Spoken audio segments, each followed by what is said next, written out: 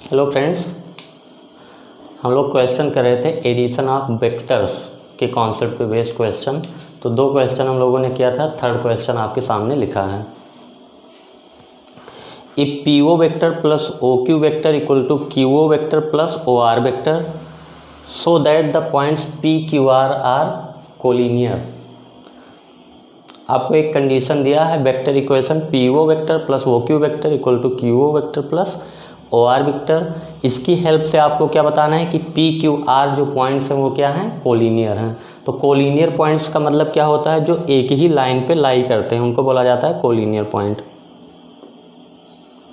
यानी अगर P Q are आपके या कोई भी पॉइंट हो, कितने भी पॉइंट, कोलिनियर कब कहे जाएंगे, जब एक सिंगल लाइन पे सारे पॉइंट्स लाई करें।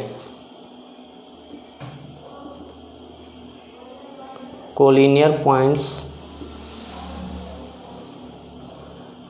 Lies on same line. एक ही लाइन पे लाई करने वाले पॉइंट्स को कोलिनियर पॉइंट्स बोला जाता है। तो ये कोलिनियरिटी का मतलब हम लोग समझ लें। अब हम इसको स्टार्ट करते हैं। हम लोग जो कंडीशन दिया है हमको, जो उसको लिखते हैं पहले।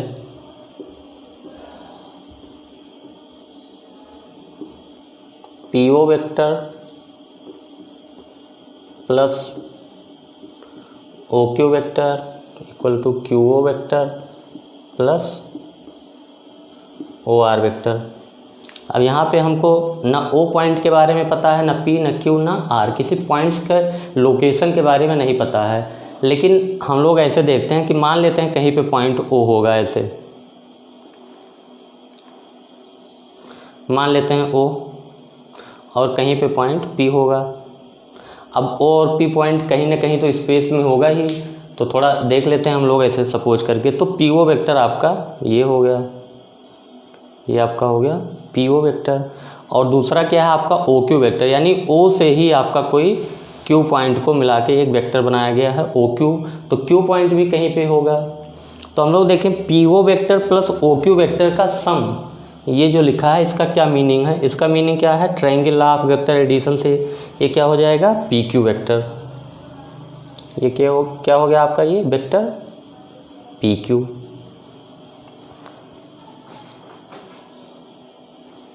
P O vector plus O Q vector equal to P Q vector. Triangle of vector addition. Triangle of vector addition क्या कहता है कि अगर किसी ट्रायंगल की साइड्स को रिप्रेजेंट करें दो vector taken in same order, तो ये सेम ऑर्डर, ये इधर ये वेक्टर और ये वेक्टर दो साइड को रिप्रेजेंट कर रहे हैं सेम ऑर्डर में, तो इनका जो रिजल्टेंट होगा वो थर्ड साइड होगा। और पहले वेक्टर का क्या होगा, टेल, और दूसरे वेक्टर को के हेड को ज्वाइन करने से जो वेक्टर आएगा ये। ऐसे Q O plus O R का क्या मीनिंग हुआ, पॉइंट क्यू होगा और ओ होगा, ये क्यू ओ वेक्टर होगा। और फिर आर वेक्टर कहीं पे, आर पॉइंट कहीं पे होगा, ये ओ आर वेक्टर होगा। तो Q O vector plus O R vector का मतलब, इसको मिला देंगे तो ये क्या आ जाएगा आपका, क्यू आर वेक्टर।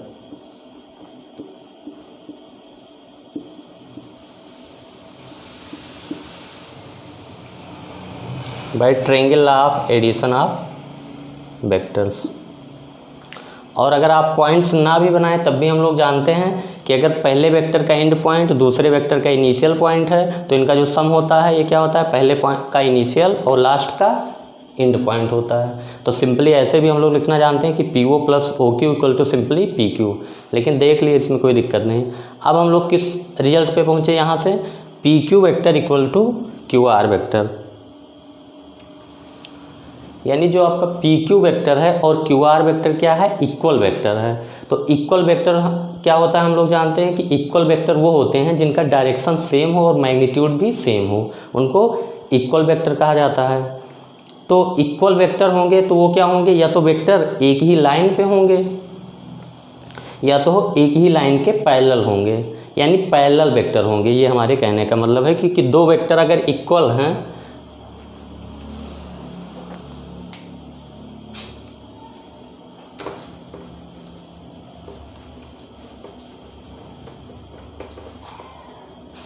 दो वेक्टर आपके इक्वल वेक्टर हैं तो डायरेक्शन क्या होगा, सेम होगा। मान लेते हैं एक वेक्टर ये ए बी है, दूसरा वेक्टर इसके इक्वल होगा तो वो क्या होगा, इसी के पैरेलल होगा या इसी लाइन पे होगा और इसका डायरेक्शन भी सेम होगा और मैग्नीट्यूड भी सेम होगा, तो ये वेक्टर क्या हो जाएंगे, इक्वल हो जाएंगे। यानी इक्वल वेक्टर हैं तो ये क्या कंपलसरी है, क्या होना चाहिए, दोनों पैरेलल वेक्टर होंगे। तो P Q vector equal to Q R vector, तो यहाँ से हम लोग क्या कह सकते हैं कि vector P Q and Q R parallel vectors. ये तो हम लोग कह देंगे यहाँ से कि दो वेक्टर इक्वल हैं तो पैरेलल वेक्टर होंगे। अब पैरेलल होंगे या तो एक ही लाइन के अलोंग होंगे या तो सेम लाइन के अलोंग हो सकते हैं, मे बी। इस स्टेप पे हम लोग पहुँच गए कि P Q and Q R parallel vector. अब हम लोग थोड़ा फिगर से देखते हैं कि इसमें क्या है, क्यू पॉइंट कॉमन है। दो वेक्टर हम लोग बनाने की कोशिश करते हैं P Q and Q are. Q point आपका क्या है, ये कॉमन है। पी पॉइंट कहीं पे होगा, आर पॉइंट कहीं पे होगा।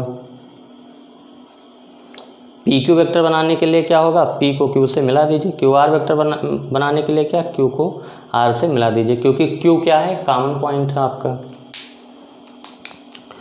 तो आप देखिए कि इस तरीके से हमेशा बनेगा, P Q Q R, Q point common है।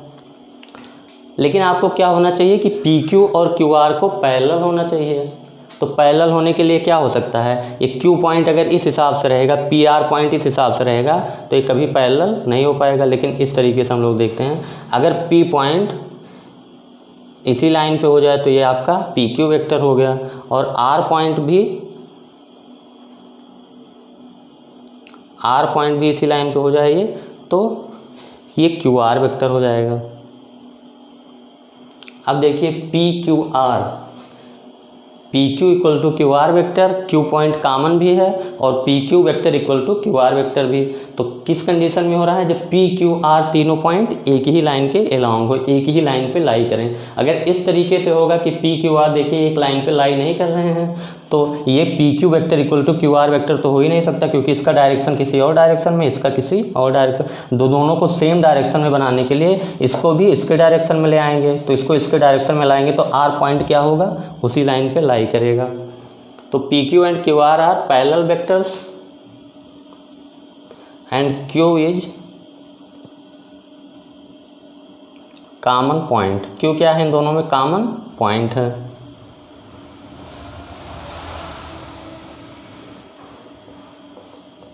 So P Q R vector must lies on same line. क्योंकि आपको पी क्यू और क्यू आर को पैरेलल वेक्टर है और क्यू पॉइंट कॉमन है, तो ये तभी हो सकता है जब एक सेम लाइन पे तीनों पॉइंट आ जाएं, पी क्यू आर। आप देखिए एक लाइन पे ना करिए, अलग लाइन पे करिए, तो P Q equal to Q R vector कभी हो ही नहीं सकता, क्योंकि इनका डायरेक्शन अपोजिट आएगा। तो यहाँ से हम लोग इस रिजल्ट पे पहुँचे। इसके बाद क्यू पॉइंट कॉमन है, यहाँ से निकले कि P Q are lies on same line. इसका मतलब क्या हो गया कि P Q R collinear.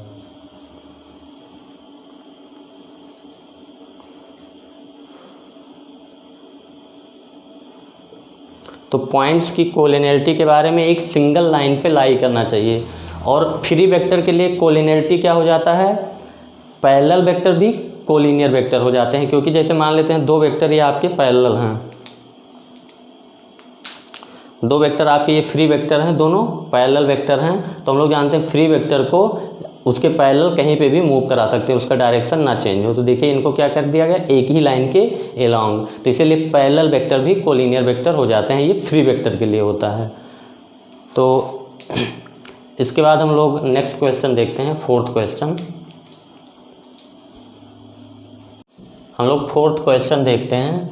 If vector A vector B are any two vectors, then give the geometrical interpretation of the relation a plus b vector का mod equal to a माइनस b vector का mod. तो vector पे हम लोग जानते हैं mod लगा दिया जाता है। जैसे ये वेक्टर a है, ये पूरा वेक्टर आपका ये रिप्रेजेंट कर रहा है, मैग्नीट्यूड एंड डायरेक्शन के साथ होगा। लेकिन अगर इसी पे हम मॉड लगा देते हैं तो ये क्या रिप्रेजेंट करता है, only magnitude, magnitude of vector A. Magnitude का मतलब हम लोग जैसे कहते हैं कि वेलोसिटी आपकी 25 मीटर पर सेकेंड नॉर्थ डायरेक्शन में है, तो मैग्नीट्यूड का मतलब क्या होगा कि वो 25 मीटर पर सेकेंड से हमको मतलब है, डायरेक्शन से मतलब नहीं है। तो ये हम लोग तो जानते ही हैं मैग्नीट्यूड। तो यानी ए प्लस बी वेक्टर का magnitude equal to A minus B vector का मैग्नीट्यूड, ये रिलेशन आपको दिया है। इसका यूज करके आपको बताना है इसका ज्योमेट्रिकल इंटरप्रिटेशन। इंटरप्रिटेशन का मीनिंग क्या होता है,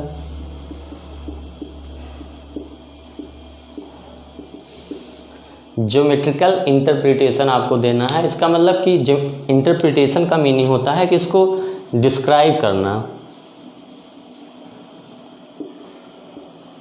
आप इसकी कैसे हिंदी में बोले तो कैसे व्याख्या करेंगे, कैसे इसको डिस्क्राइब करेंगे।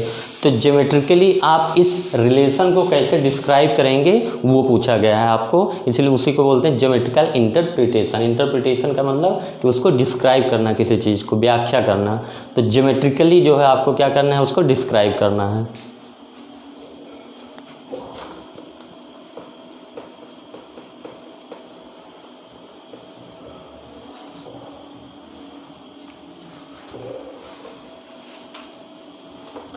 अब हम लोग स्टार्ट करते हैं इसमें। A comma B are any two vectors, A और बी कोई भी दो वेक्टर्स हैं आपका, कहीं पे भी हो सकते हैं। तो ए और बी कैसे भी हों, कहीं पे भी हों, दो वेक्टर हैं।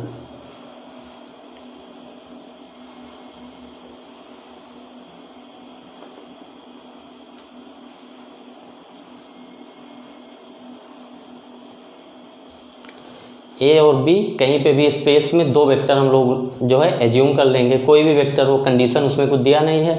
ए और बी वेक्टर आप कोई भी एज्यूम कर सकते हैं किसी भी एंगल पे, कहीं पे भी। लेकिन हम लोग जानते हैं कि दो वेक्टर्स क्या होते हैं, जो फ्री वेक्टर्स होते हैं हमेशा कोप्लेनर होते हैं। वो एक प्लेन में उनको लाया जा सकता है, क्योंकि फ्री वेक्टर को आप पैरेलल मूव करा सकते हैं, उसमें चेंज नहीं आता। तो हम लोग यहाँ पे डील कर रहे हैं फ्री वेक्टर को ही डील कर रहे हैं। तो वो दोनों वेक्टर्स कहीं पे भी होंगे तो हम लोग क्या करेंगे, उनको उसी के पैरेलल ट्रांसलेट करके कोई इनिशियल वेक्टर बना लेंगे। तो ए कहीं पे भी होगा तो लाके यहाँ पे कर देंगे। तो हमारा इस तरीके से हो जाएगा।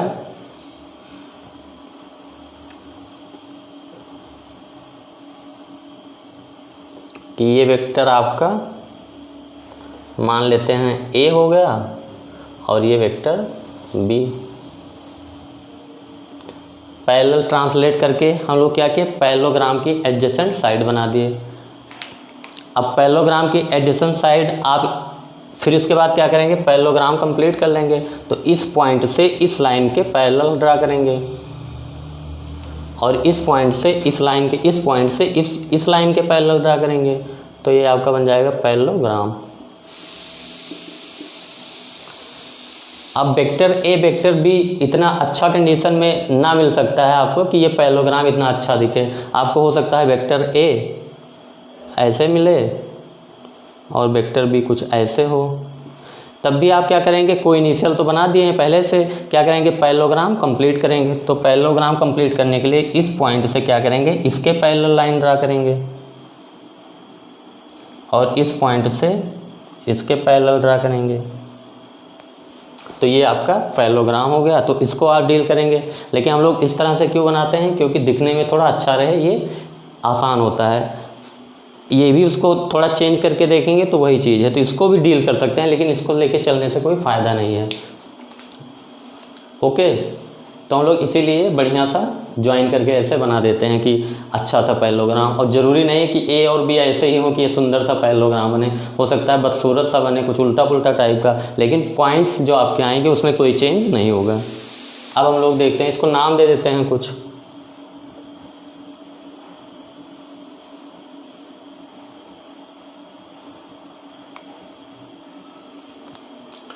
Vector A plus vector B का मैग्नीट्यूड। हम लोग जानते हैं कि पैरेललोग्राम की एडजेसेंट साइड बनाने के बाद ये जो डायगोनल होता है, जो कोइनिशियल होता है दोनों वेक्टर से, ये जो डायगोनल आपका अगर बना दिया जाए, तो ये क्या होता है, vector A plus vector B. Magnitude and direction दोनों में ये क्या करता है, vector A plus vector B को डिनोट करता है। यानी अगर vector A plus vector B के मैग्नीट्यूड की बात करी जाएगी तो ओ बी लेंथ। तो यहाँ पे एक लाइन हम लोग लिख देते हैं, let O A equal to A vector, O C equal to B vector.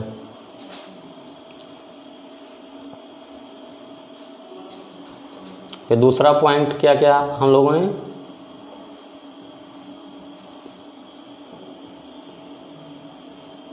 Complete the parallelogram O A B सी।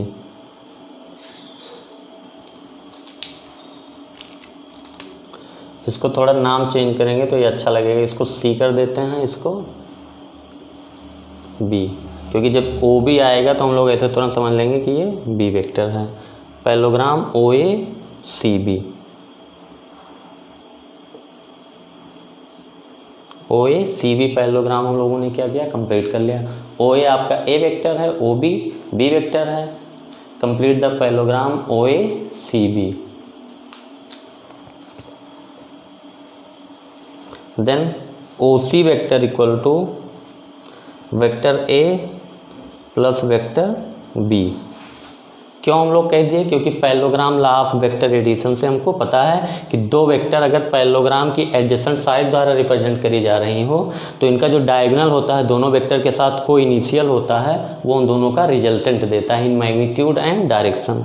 तो O C equal to vector A plus vector B by parallelogram law of vector addition.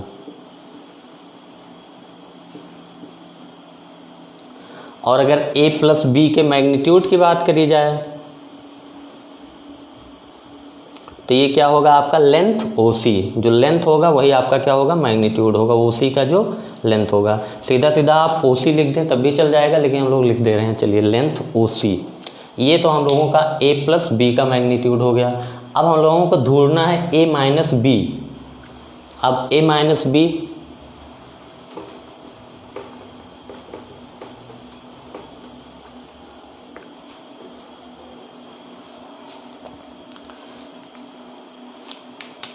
ये यही same figure एक बार और बना दे रहे हैं।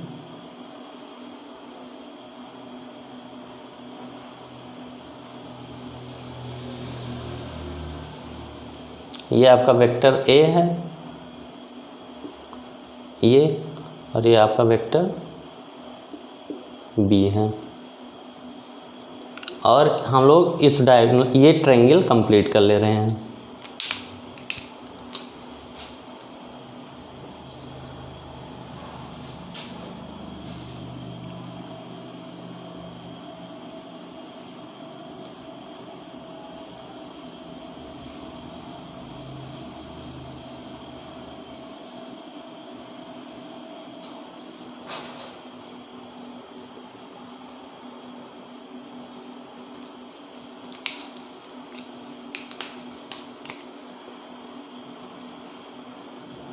ये vector आपका है, ये वेक्टर आपका है, ये पॉइंट आपका O, ये A, ये C, ये B,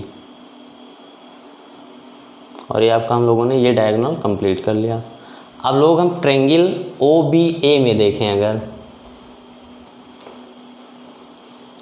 triangle OBA, in triangle OBA ये वेक्टर इस डायरेक्शन में है। अगर एक वेक्टर हम लोग ये भी इसको इस डायरेक्शन में सपोज कर लें, इस डायरेक्शन में, तो इन दोनों का रिजल्टेंट क्या होगा, ये वेक्टर ए होगा। तो इन ट्रायंगल OBA हम लोग क्या लिख सकते हैं, OB वेक्टर प्लस ये vector BA vector equal to OA vector. ये हम लोग by triangle law of vector addition से लिख सकते हैं।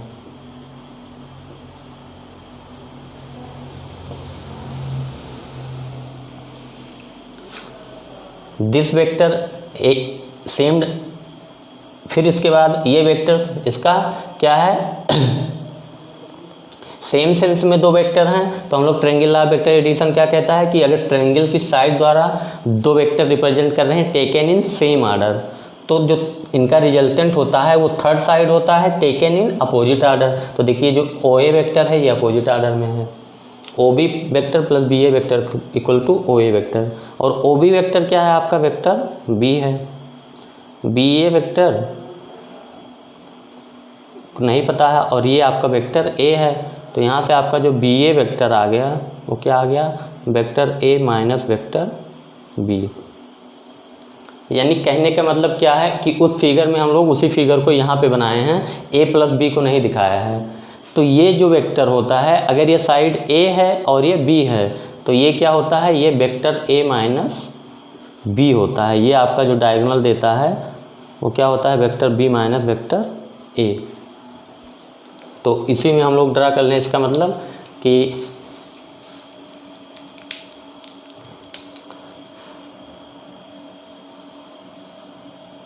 ये आपका क्या हो गया vector B minus vector A in magnitude and direction. तो सीधा मतलब हमको ये समझ में आ गया कि पैरेललोग्राम के दो एडजेसेंट साइड द्वारा रिप्रेजेंट करे जा रहे हैं और दो वेक्टर ए और बी, तो उनका जो एक डायगोनल होता है ये ए प्लस बी वेक्टर देता है और जो सेकेंड डायगोनल होता है वो ए माइनस बी वेक्टर देता है इन मैग्नीट्यूड एंड डायरेक्शन। यानी हमको अब लेंथ की बात करनी है तो ये लेंथ ओ सी आपका हो गया ए प्लस बी का मैग्नीट्यूड, इसको मिटा देते हैं।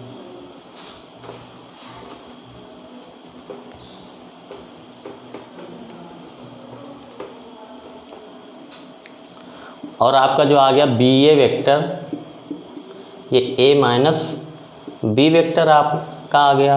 अगर ए माइनस बी वेक्टर के मैग्नीट्यूड की केवल बात करी जाए तो ये क्या बताएगा लेंथ बी ए, जो बी ए का लेंथ होगा वही आपका इनका मैग्नीट्यूड बताएगा। अब ये हम लोगों ने देख लिया। अब हमको क्या है पता है गिवन दैट, ये गिवन है कि ए प्लस बी वेक्टर का मैग्नीट्यूड और ए माइनस बी वेक्टर का मैग्नीट्यूड इक्वल है। आपका ए और बी वेक्टर ऐसे हैं कि दोनों का magnitude A plus B vector का मैग्नीट्यूड और ए माइनस बी वेक्टर का मैग्नीट्यूड इक्वल है। आपके वेक्टर ए बी इस हिसाब से ऑलरेडी हैं पहले से, ये कंडीशन आपकी गिवन है। तो इसका मतलब क्या हुआ कि ए प्लस बी वेक्टर का मैग्नीट्यूड क्या है लेंथ ओ सी, ये किसके बराबर है लेंथ बी ए। यानी हम लोगों का जो पैरेललोग्राम बनना है ओ ए सी बी, इसमें डायगोनल ओ सी और ए बी क्या हैं इक्वल हैं। इसका मतलब क्या हो गया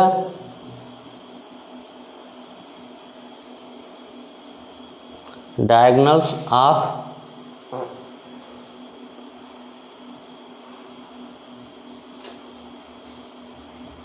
parallelogram O A C B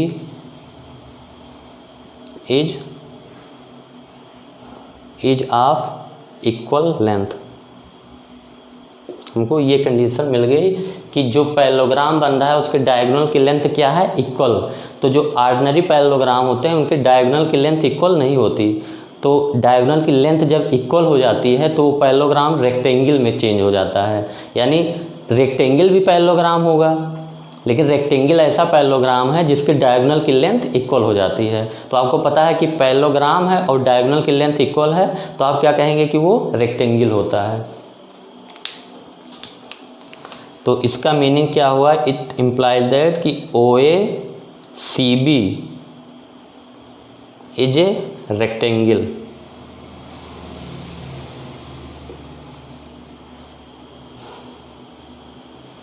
O A C B क्या होगा रेक्टेंगल होगा।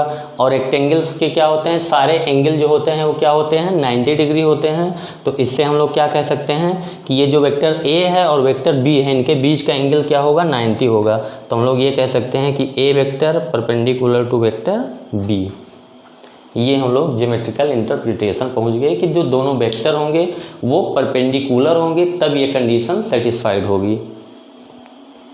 और एक पॉइंट यहाँ पे ये यूज हुआ आपका 9th 10th क्लास का कि अगर पैरेललोग्राम के डायगोनल्स इक्वल हो जाएं तो वो क्या हो जाता है रेक्टेंगल हो जाता है। और रेक्टेंगल्स के जो ऑल एंगल्स होते हैं सारे इंटरनल एंगल वो क्या होते हैं 90 डिग्री होते हैं। तो सारे एंगल 90 हो जाएंगे तो ए और बी के बीच का एंगल भी 90 हो जाएगा। यानी वेक्टर ए और वेक्टर बी क्या है परपेंडिकुलर हैं। ये हम लोगों का क्या निकला, कंक्लूजन निकला। डिस्क्राइब हम लोग ये कर लेंगे। अब ए वेक्टर और बी वेक्टर परपेंडिकुलर होंगे, ये क्वेश्चन आपका खत्म हो गया। इसको हम लोग थोड़ा विजुलाइज कर लेते हैं।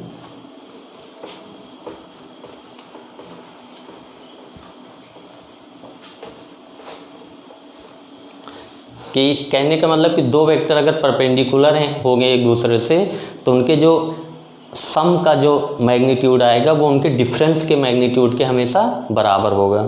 तो ए और बी कैसे भी हम लोग ले लें एक दूसरे के परपेंडिकुलर।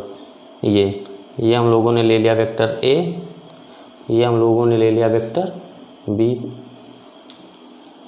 क्या है, ए परपेंडिकुलर बी। अब हम इनका रिजल्टेंट निकाल लेंगे तो a प्लस बी क्या होगा, इसका पैरेललोग्राम कंप्लीट करेंगे। तो पैरेललोग्राम का मतलब क्या होता है कि ये इस पॉइंट से इस साइड के पैरेलल एक लाइन ड्रा करिए और इस पॉइंट से इस साइड के पैरेलल एक लाइन ड्रा करिए। ये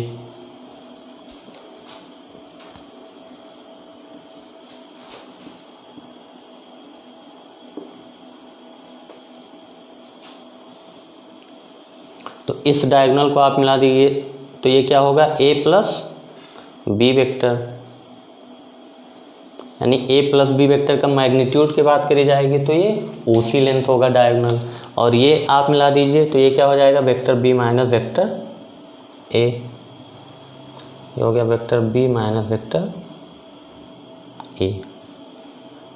तो ये हम लोगों का जो है थोड़ा विजुलाइजेशन हो गया कि मतलब a वेक्टर और b वेक्टर जब परपेंडिकुलर होते हैं तो इनका मैग्नीट्यूड क्या होता है, a प्लस बी और a माइनस बी का मैग्नीट्यूड सेम होता है।